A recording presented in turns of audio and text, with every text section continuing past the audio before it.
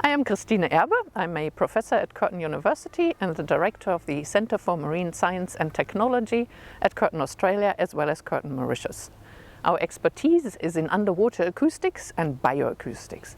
So we deploy acoustic recording packages on the seafloor across the Indian Ocean, and when we pick them up a year later we can listen to the songs of whales, because whales sing while they're migrating and while they're breeding, so by their sounds we can tell what species they are, but also what they are doing. We can also listen to dolphins whistling and calling each other, and we can hear male fishes sing to attract female fishes, and they also call during feeding, and even lobsters and shrimp communicate using sound.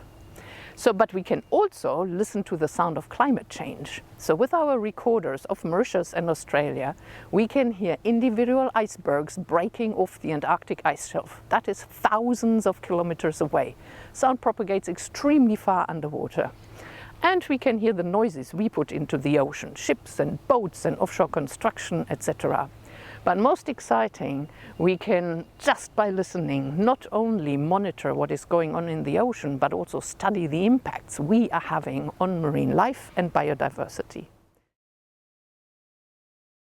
We have a laboratory here in Perth on the coast where we keep our boat and our equipment, where we can calibrate our equipment and where we can build moorings for our offshore deployments.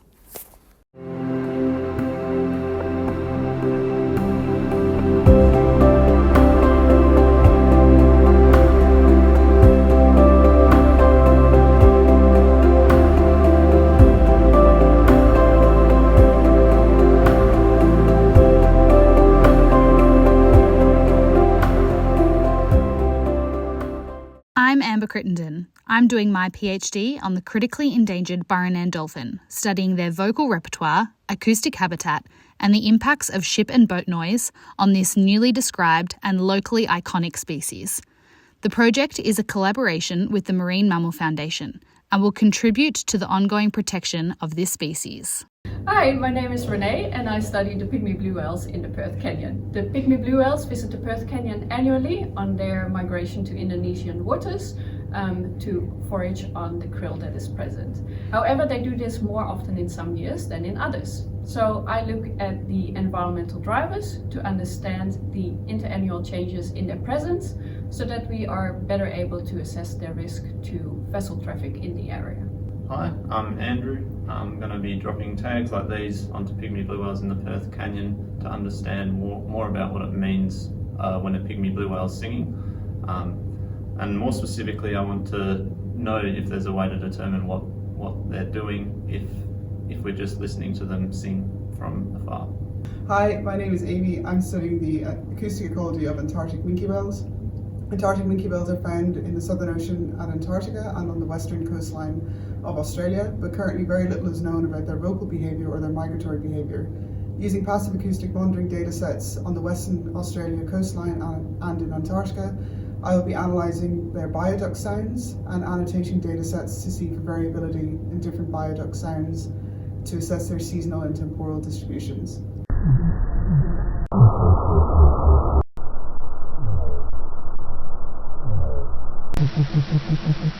Hi, my name's Kira. I study the acoustic ecology of the Amurus whale in Australia. This species was only defined in 2003 and globally we still have so much to learn about them. In Australia, over the past decade, there's only been around 30 sightings of the species. However, through my research, I've found that their presence is far greater than what meets the eye. I've analysed over 50 years of archival acoustic data from around Australia, and I've found that the species is present in parts of Australia year-round, including in the Timor Sea and the Kimberley region.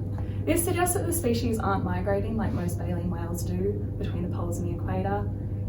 I've also identified slight variations in their calls around Australia, suggesting potential populations within Australia. What I hope to achieve through my research is create a baseline understanding of where the species are, when are they there, so that we can hopefully undertake further field research and understand more about this cryptid species. Sound propagation modeling is part of almost all of our projects.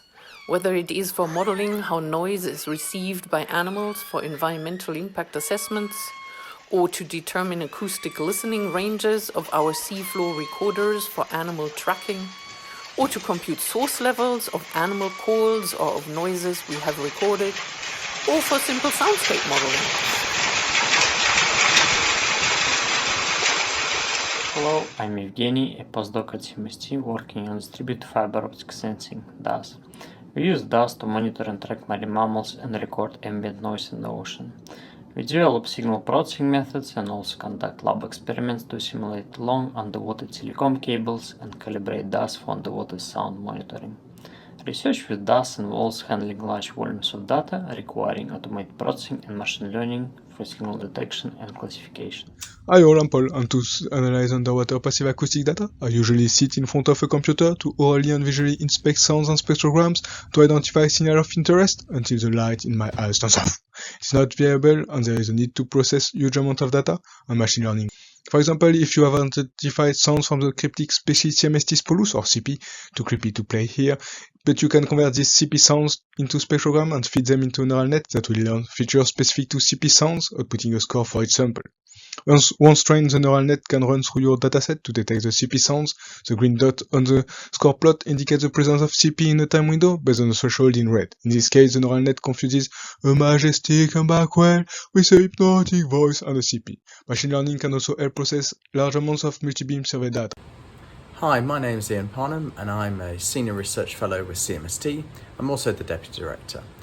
My research is in underwater acoustics, including things like passive acoustic, bioacoustic detection using underwater sound recorders, such as these ones here. But also involved in research with using active acoustics, such as using sonar systems like transducers like this, to better understand the marine environment, particularly to help support studying some of the marine fauna that the group is interested in. Our sonar system is inspired by the nature sonar of dolphins and bats, known as biosonar or echolocation. These animals use biosonar to navigate and locate prey in their environments. I'm Dr. Chong Wei, a research associate at the CMST. My research focuses on marine bioacoustics. I collect postmodern samples such as stranded animals for CT scanning, and use the data to build finite animal models to study sound production and reception in heads of the marine animals. These models allow me to explore the roles of the internal structures in biosonar sound production and reception across different species of dolphins. Additionally, I study hearing and the effects of noise on marine life, including fish, little penguins, and Australian sea lions. By analyzing hearing responses to sound, my hearing models help predict auditory capabilities in those inaccessible marine species, providing important data for assessing noise impacts on their auditory systems. At our Mauritius campus, we also study terrestrial and marine bioacoustics. I'm Christine. I'm Sean. And we are running COEST at Curtin, Mauritius. Hi, we're Team Mauritius. I'm Noreen and I'm studying blue whales. I'm Karthik and I'm studying spotlands. I'm Paul, I'm studying humpback whales. Here in Mauritius, we deploy autonomous underwater acoustic recorders on the coral reef in order to study the marine soundscape. In addition, we record fishes, crustaceans to investigate their acoustic behavior and acoustic ecology.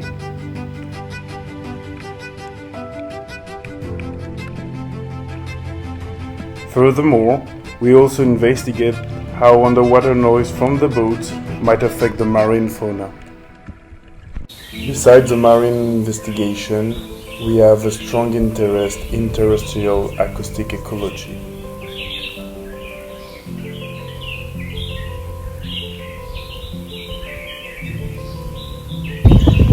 Okay, we're not just marine bioacousticians, we study birds, animals, insects and bats as well.